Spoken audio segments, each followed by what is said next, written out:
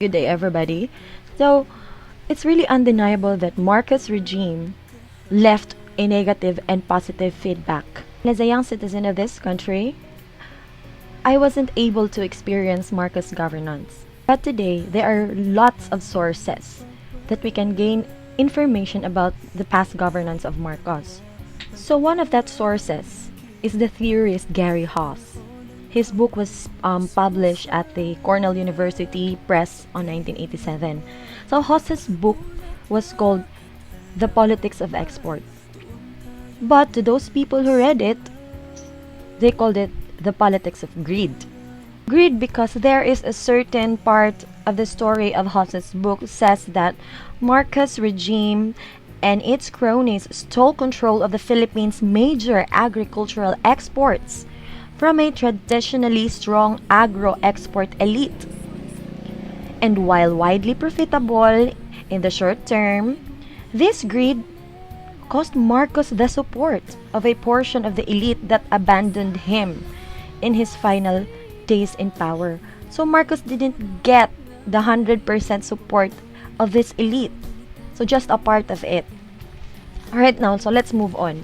So while Haas called the Marcos regime as the politics of greed, on the other hand, we have here Mark R. Thompson.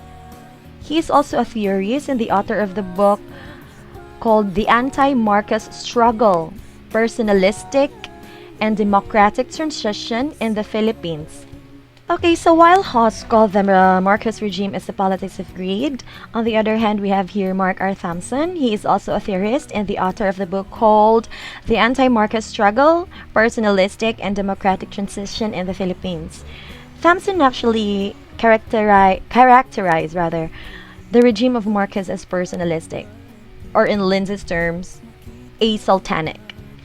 So, it says that Marcos only focuses on his desire to control power.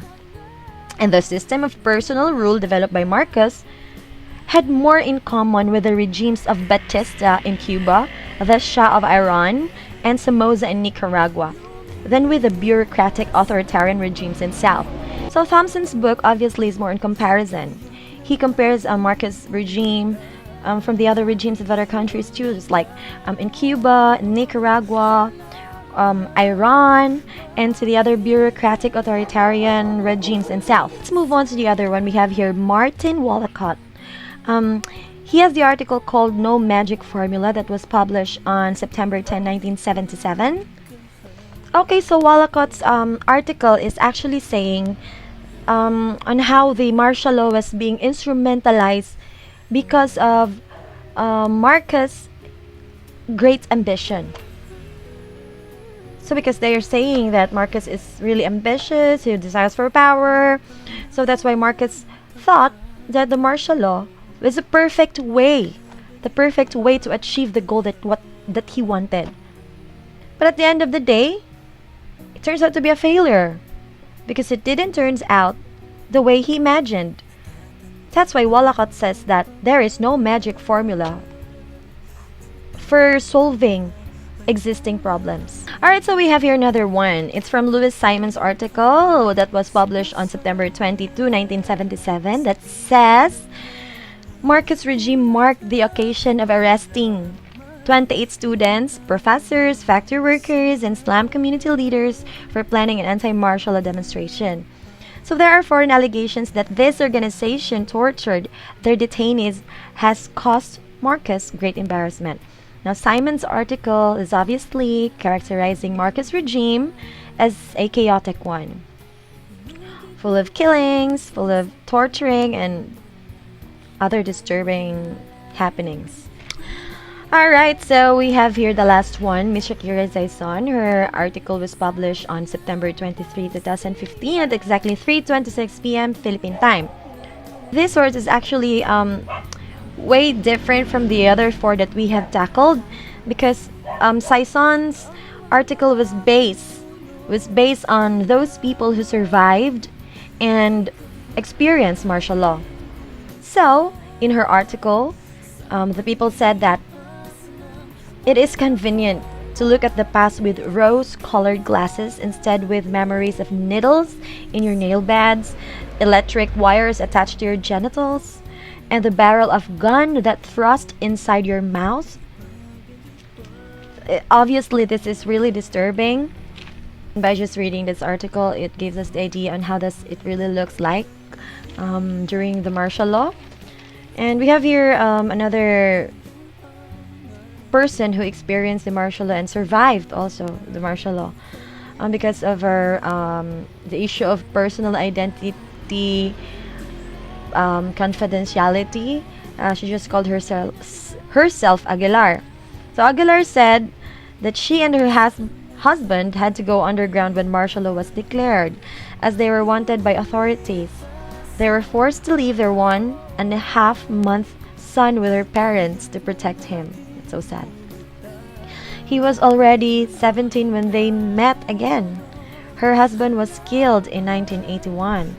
And Aguilar said she was arrested in 1984, and though she was not physically tortured, the psychological abuse she suffered was just as devastating. So in Saizon's article, this survivor is actually sharing her experience, her really, really bad experience during the martial law, the sufferings, the struggles, and the longing. So that's why she said that Marcos has no right to be buried in the libingan ng mga bayani, because Marcos is a killer and an evil person. So that's all for the anti-Marcos regime. Now let's go to the pro-Marcos regime.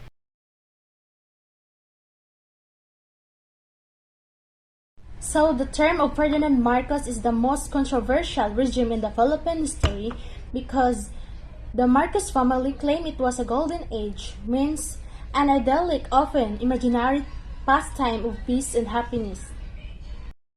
Hello, I'm Judelyn Villamino, and today we're going to talk about the pro-Marcos regime. And here's the outline. He's a best president. Life was easier. He changed the political narrative, the martial law, and the land for the poor. Ferdinand Marcos ruled as a dictator under martial law from 1972 until 1981. Most Filipinos were not in favor when he established an authoritarian regime that came under criticism for corruption and for its suppression of democratic processes. People were being one-sided for only seeing the bad side that everyone is accusing towards Ferdinand Marcos, but they don't see the good things that Ferdinand Marcos did during his regime. Good day, ma'am. We defend about pro-Marcos regime, about Imelda Ordoña, a 70 years old retired school teacher living in the city of Caloocan, north of Manila, who attended one of his recent political allies, said she remembers will be time of Marcos when there was no traffic. Police officers did not track tribes and criminals were on the run. She also stated that life was easier under Marcos. We had peace and order and corruption was minimal. So they wanted to tell their children and grandchildren about these times. Lesenjo Claudio, a professional at the Center of Southeast Asia State at Kyoto University, said that Marcos' family has changed the political narrative over the time, focusing on the glamour and high-profile achievements of the Marcos years. He said that they have poured a lot of money into this. They have organized, said that there's gents for decades.